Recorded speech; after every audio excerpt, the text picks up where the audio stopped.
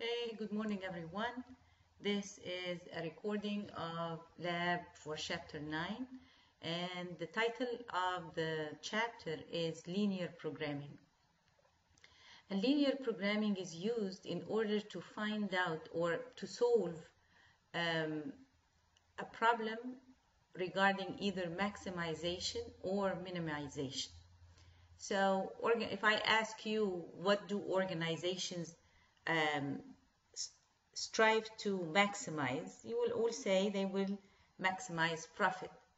And what are they trying to minimize? Then again, you will say expenses. So yes, they want to maximize profit or they want to minimize expenses, but there are certain constraints that they have to keep in mind. Some of the expenses may be overhead.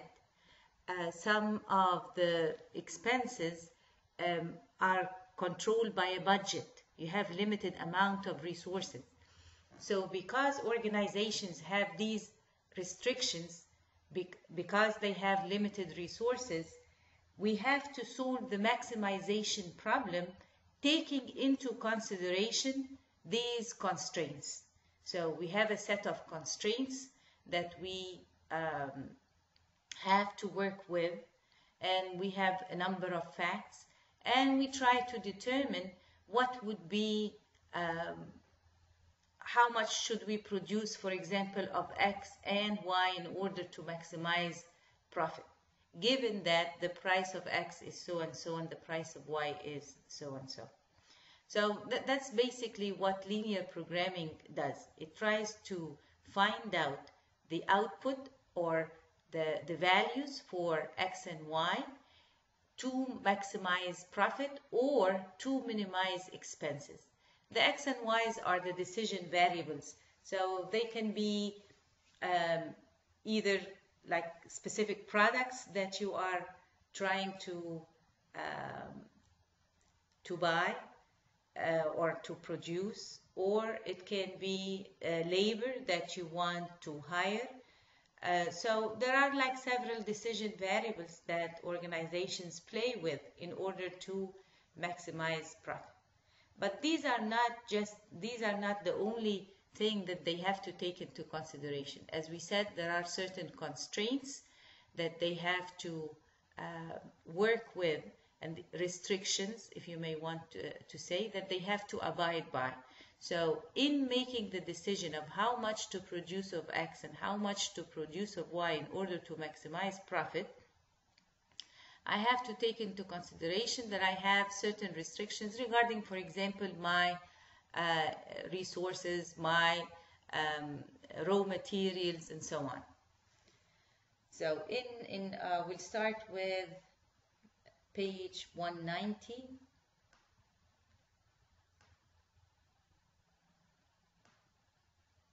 And the first part of our question number 1 asks you to save the file as PR9 laser energy.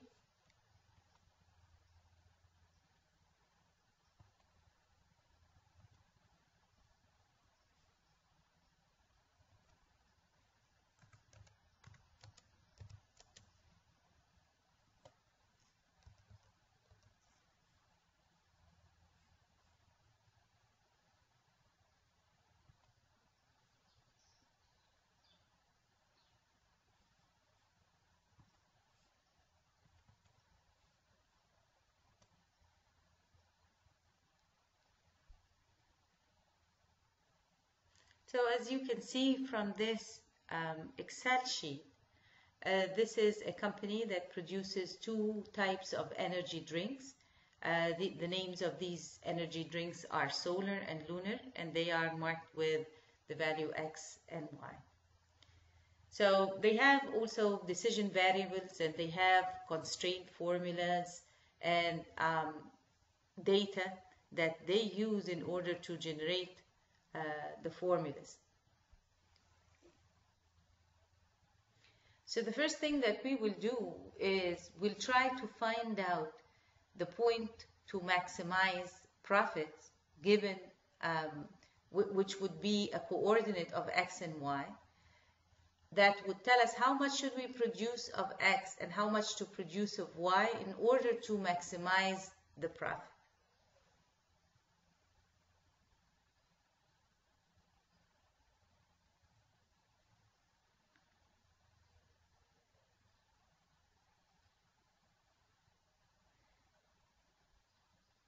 They tell you that in cell C7 and cell D7, these are like the number of gallons that should be produced of solar and of lunar in order to maximize the profit.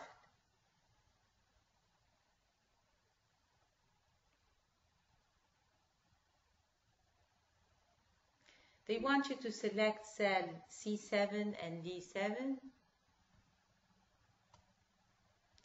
and click the color button and choose yellow to apply a bright yellow background. So it's already the one, so that will create the yellow background. You want to calculate or to enter a formula that will result in maximization of profit, and that's in E8. So I want to find out what should be the quantity produced of solar and the quantity produced of Y, given the profit that I generate from X and Y, to maximize the profit. So the formula would be equal to the profit that I realize from 1 gallon of solar multiplied by the quantity that I will produce. Right now it says 1. So that's the profit that I will realize from solar, plus again the profit from lunar per gallon multiplied by the number of gallons. Someone may ask, why don't you put parentheses so that I differentiate and also do not have to worry about the order of operations? Really, they are not required. Why? Because the order of operation says multiplication will happen first and then addition. So what will happen is C8 will be multiplied by C7 and D8 will be multiplied by D7, and then the addition will happen. But if you want to feel more comfortable or you want the formula to read better, that's the profit from solar and that's the profit from lunar.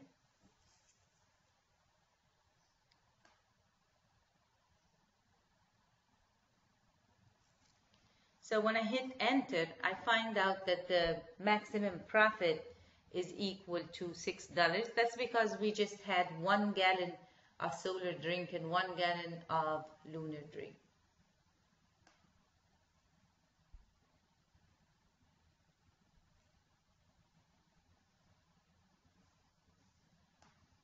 So this is what we call the objective formula. Our objective is to maximize the total right now. And the formula is C8 multiplied by C7 plus D8 multiplied by D7, which is the profit from 1 gallon of solar multiplied by the gallons, the number of gallons of solar, plus again the product of the profit from lunar multiplied by the gallons for lunar. Now we have a number of constraints and they are defined in row 12 through row 14. So here we have a sugar constraint in row 12 that tells you that the amount of sugar that needs to be used in the two products. So we need 4 cups for solar and we need 6 cups for lunar.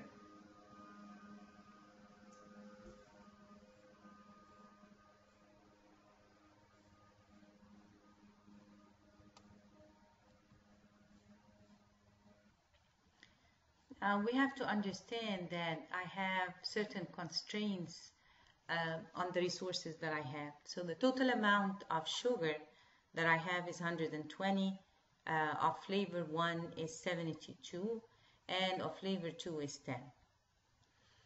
And I know that in order to produce solar, I need 4 cups of sugar, 2 of flavor 1, and I don't need anything of flavor 2. Whereas for lunar, I need 6 cups of sugar, 6 cups of flavor 1, and 1 cup of flavor 2. Now, we have to take into consideration that outer boundary, which are my limited resources. The total I have of sugar is 120 cups. The total I have of flavor 1 is 72. The total I have of flavor 2 is 10. So using this data, I can say I can use all sugar to produce lunar. So, and I need 6 cups per batch, so that means the 120 will make 20 batch. 120 divided by 6 is 20. So 20 multiplied by 6 equal to the 120 over here. That's the total that I have. Same thing for solar now. If I use all of the sugar to produce solar, I know that I need 4 cups per batch. So 120 divided by 4 would be 30. So I would have 30 batches if I used all of the sugar for solar. Now, how about the flavor 1? If I use flavor 1, all of flavor 1 to produce lunar, 72 divided by 6 will give you 12. And same thing, if I use it all for solar, 72 divided by 2, the 2 are needed per batch, will give me 36. Now for the 10, for flavor 2, solar doesn't use any of flavor 2. So I can use all 10 flavor to produce lunar, and it will make 10, because 10 divided by 1 is equal to 10. And I can again, at the same time, I can produce 30 of solar 1, and still produce 10 of lunar, because solar doesn't require any lunar, any flavor 2.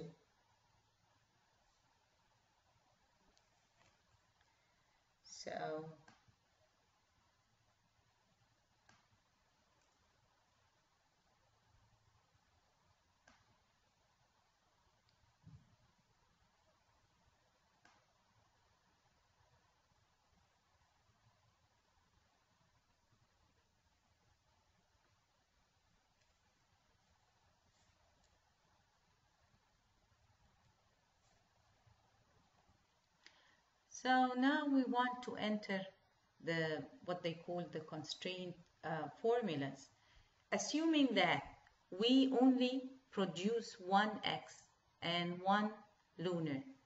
And I know that each gallon of solar will need 4 gallons of 4 cups of sugar, and lunar will need 6 cups of sugar, and I have a maximum of 120, then the formula is that the 4 cups multiply by the 1 gallon, and now C7 is a constant, because I only have that one cell that has the solar value, how many gallons I will produce of solar. I don't have several cells. So remember what we said, if there is only one value for that variable, then I need to fix it. And remember what I told you on the previous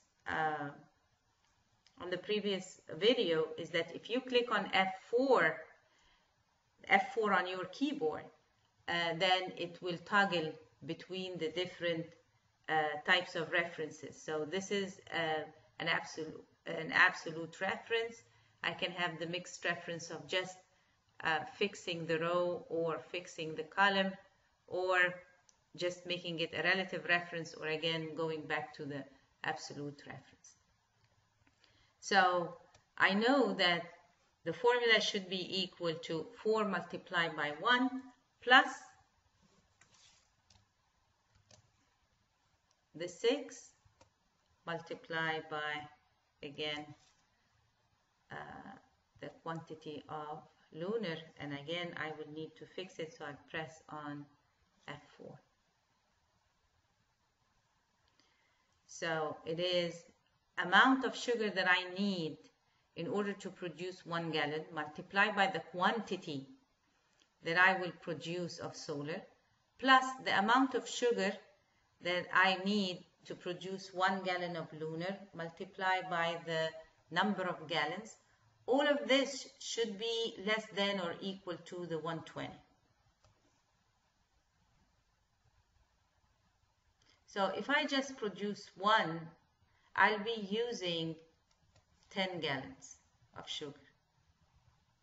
If I produce 1 gallon of solar and 1 gallon of lunar, I will end up using 10 cups of sugar. Let's look now. Can I copy the formula to the rest of the tables? Remember, the formula says take C12. So if I try to copy it to row C13, that will be C13. C13 is the number of spoons or teaspoons for flavor 1. So I need 2 teaspoons of flavor 1 to produce 1 gallon of solar. I need 6 spoons of flavor 1 in order to produce 1 gallon of lunar. I have a total of 72. So can I copy the formula? I've already fixed the C7 and the D7, which is the quantity that I will produce of solar and lunar. So it is okay now to copy the formula to the rest. What are the formulas? What is the formula telling me? If I use 2 teaspoons, if I produce 1 gallon of solar, it will need 2 teaspoons of flavor 1. And if I produce, along with that, if I produce 1 gallon of lunar, I will use 6 spoons. The 2 gallons together will end up in me using 8 gallons of 8 teaspoons of flavor 1. Same thing here. Flavor 2 is only used by lunar, and it requires 1 teaspoon. So if I create 1 gallon of solar and 1 gallon of lunar, I will end up using only 1 teaspoon of flavor 2.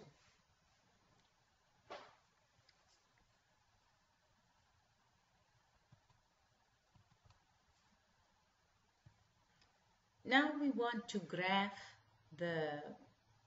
these constraints to find out the point that will maximize the profit. Remember, we said if I just manufacture 1 gallon of solar and 1 gallon of lunar, I will end up using 10 cups of sugar, 8 teaspoons or spoons of flavor 1, and 1 spoon of flavor 2. But these numbers are way below my outer boundary. I have in stock 120 cups of sugar. I have 72 spoons of flavor 1, and I have 10 spoons of flavor 2. So definitely I'm way below my production capacity. I can increase the quantity and still be fine. What I cannot do is exceed, like use more than 120 cups of sugar, 72 spoons of flavor 1, and 10 spoons of flavor 2. So we'll start now drawing the graph that will tell us where is the point or how much to produce of X and Y in order to maximize the profit. Now remember, we said this is the data that we will use in order to draw the graph. If I don't manufacture anything, well, why? Well, one question is, why do we use 0 and 20 and 30 and 0? Whenever you are drawing a graph, a straight line graph, the two easiest points is assume I have 0 of X and the maximum of Y. I know that the maximum I can produce of Y is 20 because I have 120 total cups of sugar, and I know that if I just consider sugar, then 1 gallon requires 6 cups, so 120 divided by 6 will give you 20 of Y. So I can produce 20 gallons of Y given the sugar constraint only. I can produce 12 gallons of Y given again the constraints of flavor 1. And the maximum I can get is 10 units of Y given the constraint for flavor 2. So we want to draw a graph that would tell us what would be the maximum number of X and maximum number of Y that I can manufacture, and still keep the constraints that I have, and the constraints are, I have a total of 120 cups of sugar, 72 spoons of flavor 1, and 10 spoons of flavor 2. Okay, so let's go to H2. And actually, before I forget, I think we forgot to highlight F12 to F14. They want you to highlight it in yellow. Okay, so now we want to draw the graph. So I'll go in H2 and I will click on insert and scatter. And they want us to choose scatter with straight lines and markers. And you have an empty graph, and the first thing that they want you to do is to insert a legend. So we want to select the chart and select the data.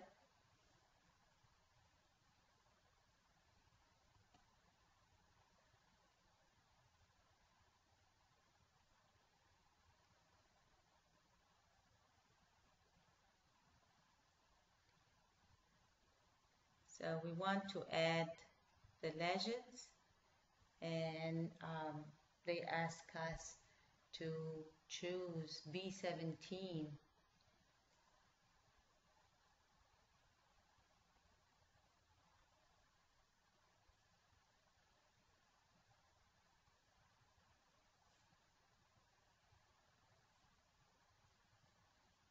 Oh, it is hard.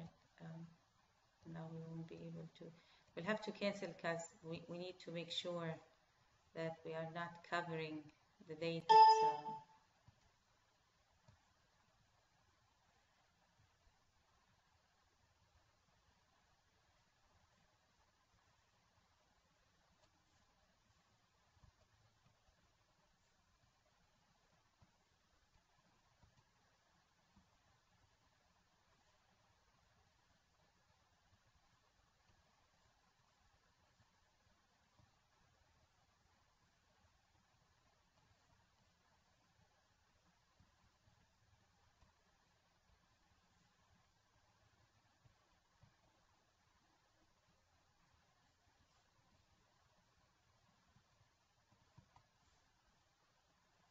So okay, so again we'll right click, choose select data, and we want to add legend entry. The first constraint that we will draw is for the sugar, so we'll click on add. So as we said, the series name is sugar, so that's in B17. and the X values are 0 or 30. So I can go either use all of the sugar for Y and I produce 0 of solar, or I use all of the sugar for solar, so the maximum is 30, and produce 0 of Y. So the values for X would be the 0 and 30, and the values for Y would be the 20 and 0. And I hit OK.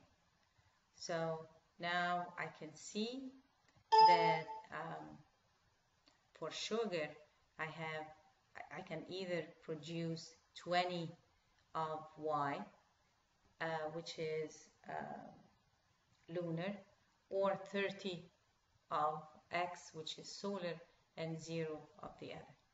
So if I produce 0x, I will end up with 20y. If I produce 0y, I will end up with 30x, as you can see. Okay, we need to add now the graph or the constraint for flavor 1 and for flavor 2. So for flavor 1, we'll again add a legend entry, and this time it is flavor 1. And the values of X are 0 and 36. That means I can either produce 0 of X and 12 of Y, or 36 of X and 0 of Y. So 0 and 36 are the constraints for flavor 1 for the X, and the Y's are 0 and 12.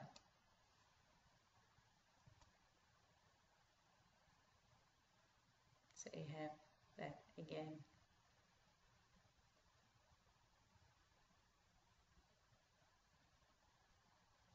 I don't think that we got the right ones for the Y.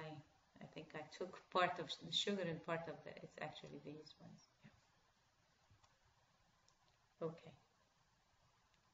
Now the third, remember we said that X doesn't need any of flavor 1, of flavor 2. So I can use all 10 of flavor 2, all 10 spoons to produce 10 gallons of Y and 0 gallons of X.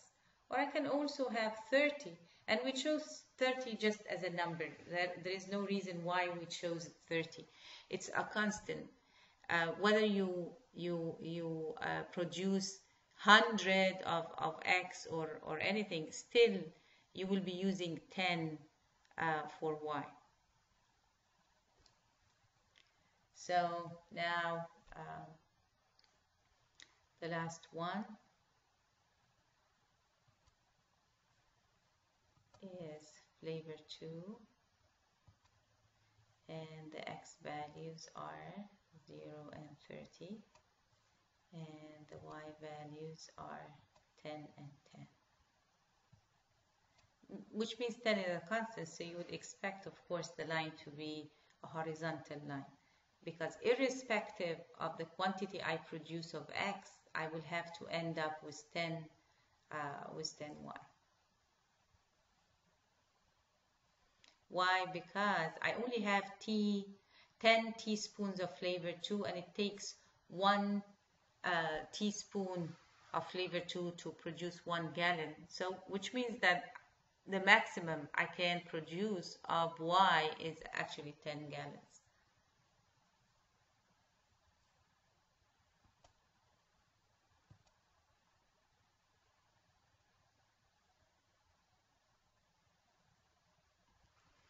So the graph now ends up looking something like this. It shows that I have a constraint for sugar, that's in blue, a constraint for flavor 1, that is in red, and a constraint for flavor 2, that's in green.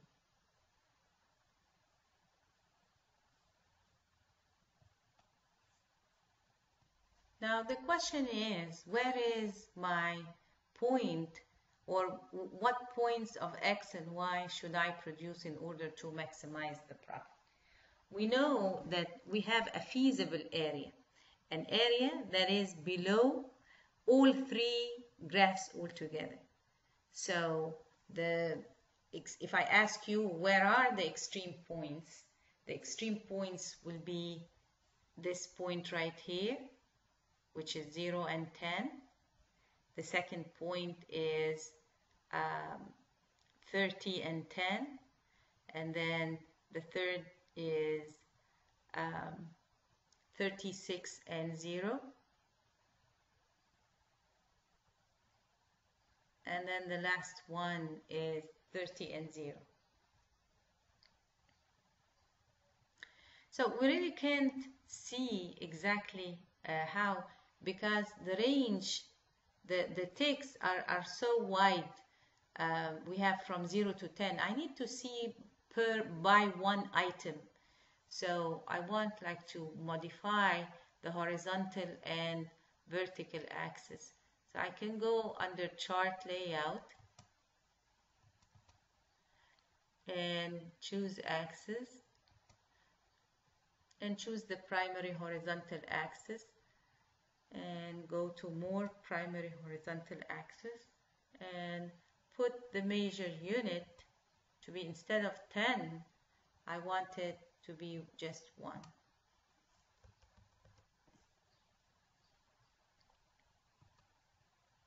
See, now you have all 38 units, and we'll actually make that bigger so that you can see it better.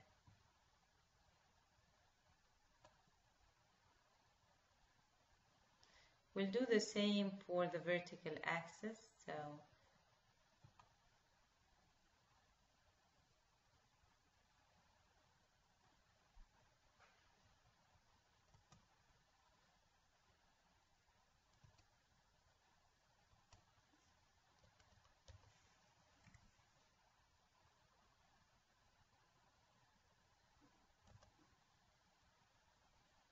same thing, now we can see 21. I really prefer to move the chart to a different sheet, so I'm gonna move it to a new sheet, and I will call it chart 1.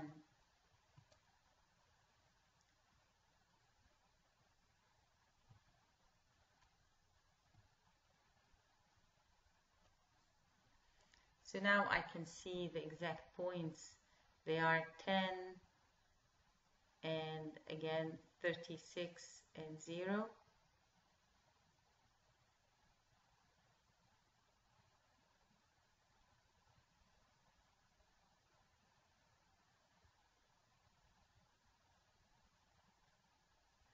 Doesn't look right. Oh, they are for different ones, so we don't know exactly what would be the X. These are like for the units for flavor 1 sugar and for flavor 2.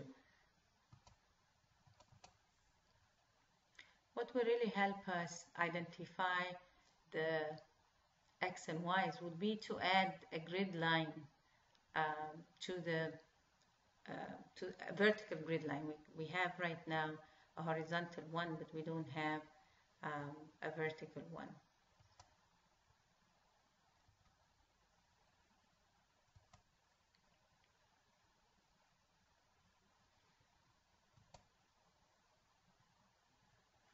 So now you can tell the units are 10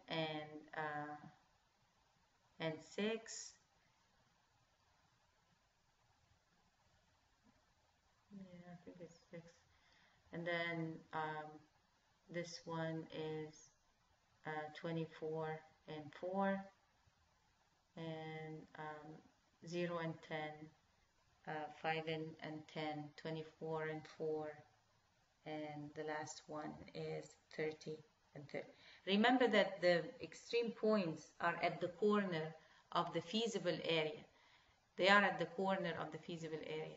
They have to be below all three lines. Why? Because each of these lines represent a constraint for one of the raw material. I cannot go above the green line because I have only 10 spoons of flavor 2. I cannot go above the red line, because again I have a maximum of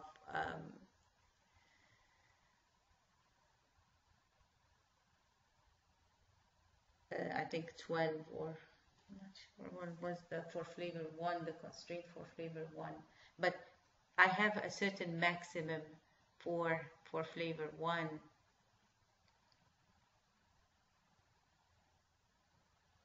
And the same thing for the sugar. You know that you have a total of 120 cups of sugar, and I think 72 was for flavor 1. So the area that we have to choose has to be below all three lines, which means this 10, 0, and 10, and then the 5 and 10, and the 24 and 4, and the 30 and 0. Well, we can't take this one because it's above the blue line. So the extreme points, they say, are 0, 10, 6, 10, 24, 4, and 30, 10.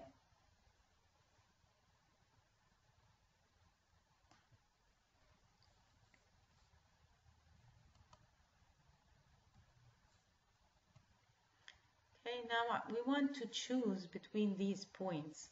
We have all these 4 points that tell me they are in the extreme area, and one of them is the one that will maximize the profit. So we'll have to go and plug in the coordinates, these coordinates for X and Y, the 0, 10, 6, 10, 24, 4, and 30, 10, and see which one will result in a maximum profit. So going back to cheat 1,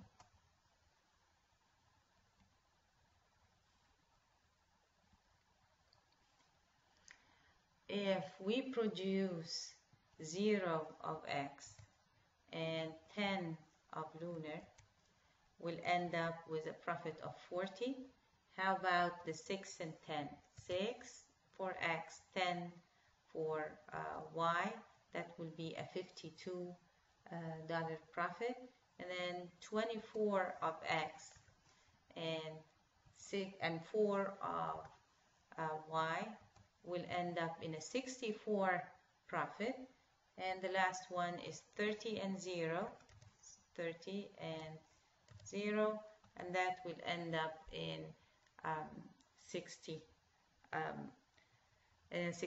So the best alternative that we have is actually a 24 and 4. That will give us a $64 profit. Now look at the result of the resources used. If I produce 24 gallons of X and 4 gallons of Y, I will be using all of my sugar but not going over 120. I'll be using all of my flavor 1.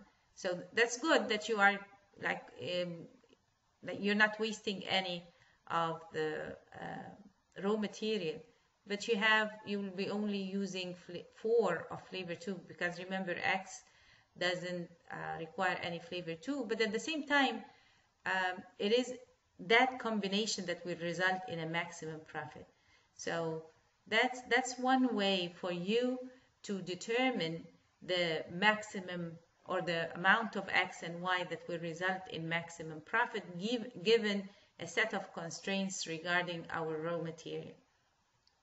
Now let's use now solver in order to come up to actually the same result. So you don't have to draw the chart and then identify the coordinates. Excel will do all of this for you if you use solver. So the next step is solving the same problem but using, and solver is an add-in. It is something that you add you have to add. So in order to do that, it is a tool that it doesn't normally show on your menu if you do not add it in. So you click on File and Options and Add-ins and Solver Add-in.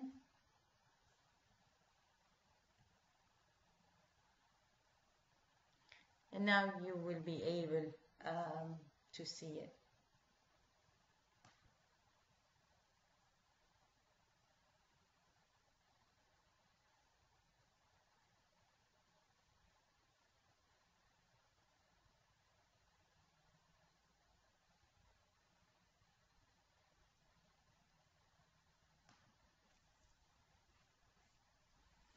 So now let's use Solver in order to solve the problem. So let's click on cell C7 and change the value back to 1, and D7 and change it to 1. So again, we are back to original 6 maximum profit. So we'll go now to the Data tab, and we need to see the Solver button in there. Let's see.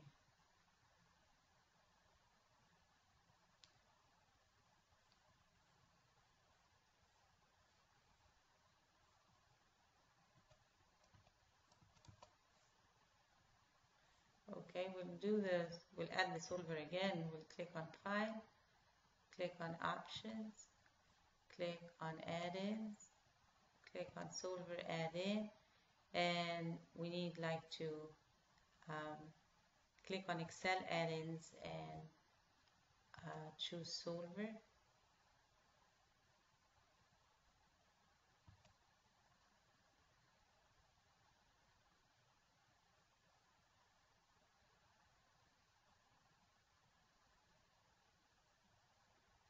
So now you should see it under your Data tab. You should see Solver under the Data tab.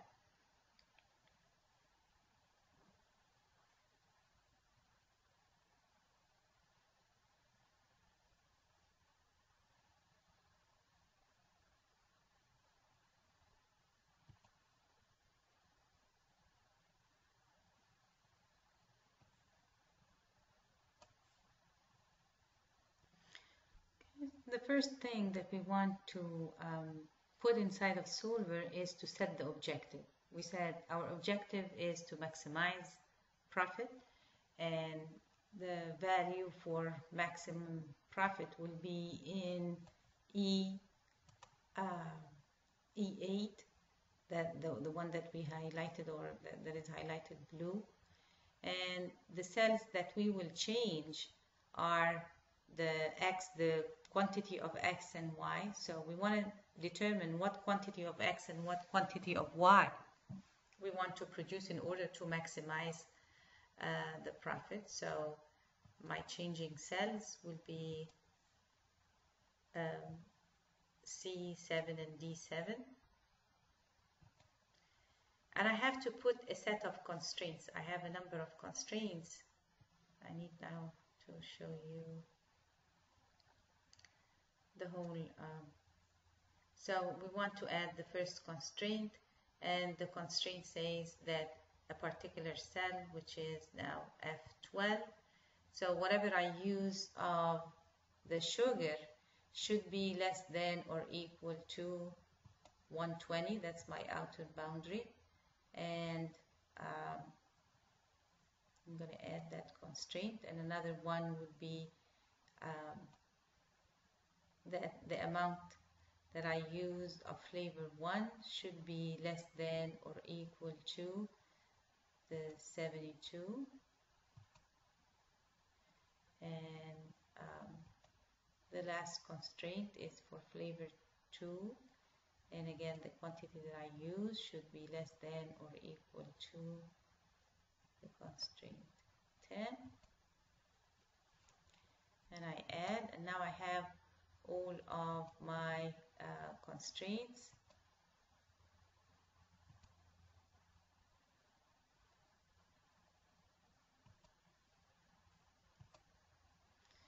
So right now, according to Solver, E8 is my objective, and I want to maximize it, and I'm going to change C7 and D7, which is the quantity for X and Y, given the following constraints: that F12 is less than or equal to G12, F13 less than or equal to G13, and F14 is less than or equal to G14. And let's see what will happen when I solve.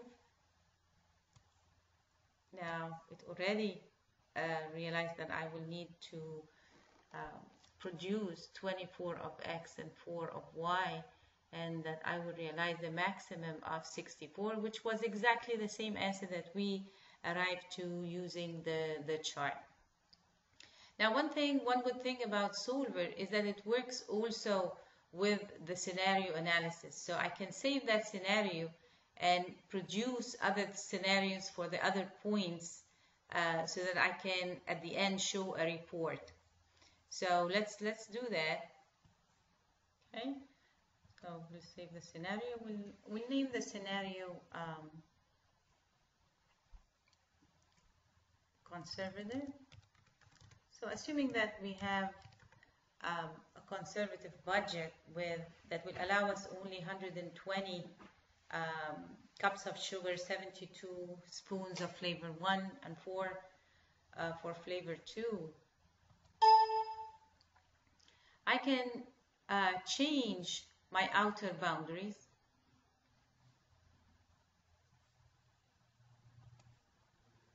So now instead of being limited to these, let's double them. So we'll have 240, 144, and 20. Let's now look what will be our maximum profit with these outer boundaries. So again, we'll go to data, we'll go to Solver, and we'll say E8 is our objective. We want to maximize the profit by changing values of X and Y, and the constraints that we have, the 120, that F12, F13, and F14 are less than G12, G13, and G14. So let's solve now, and you see that now I have a different quantity, 48 of X and 8 of Y, and that will make me realize 128 dollars profit. I can see that I have not exceeded any of the outer boundaries, so I used all of my sugar, all of flavor 1, but only 8 spoons of flavor 2. So I'm going to save that scenario also, and this time I'm going to name it aggressive.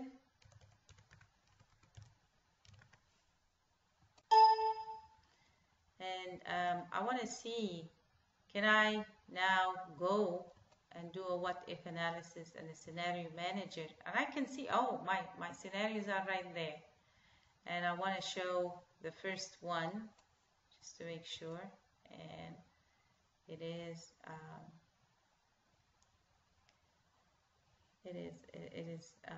the 24 and 4, and the aggressive is the 48 and 8. So if I want a summary, of course I have to name the cells. So if I click on summary now and says the result cells are E7, B, E8, F12, F13, and F14, you can just like make it the maximum profit if you want.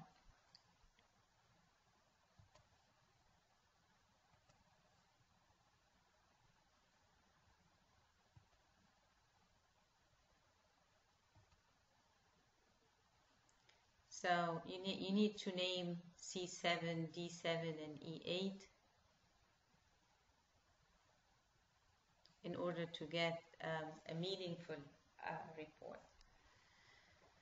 So that's all for the lab. You need, of course, to format your charts and format your sheet. So you'll need to go to the page layout and add a footer and a head and a footer that has your name and current date. So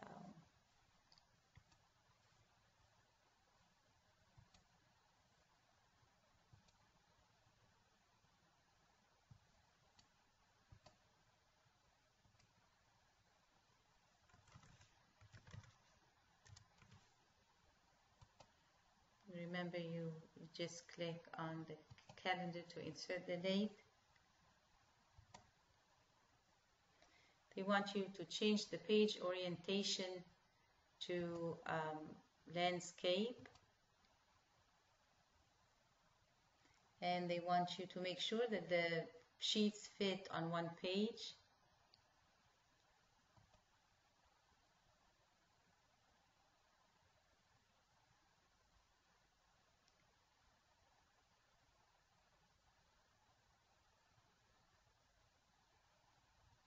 And make sure that you print the formula view, so which means the control and the accent above the tab.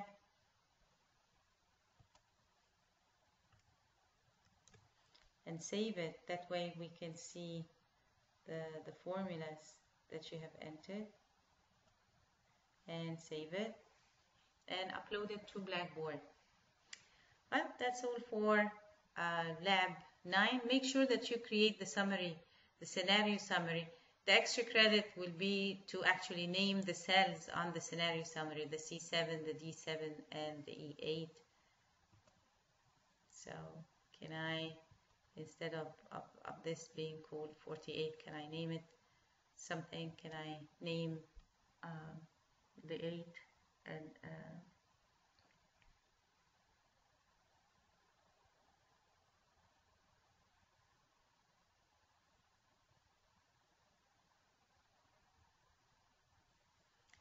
E8 is your total.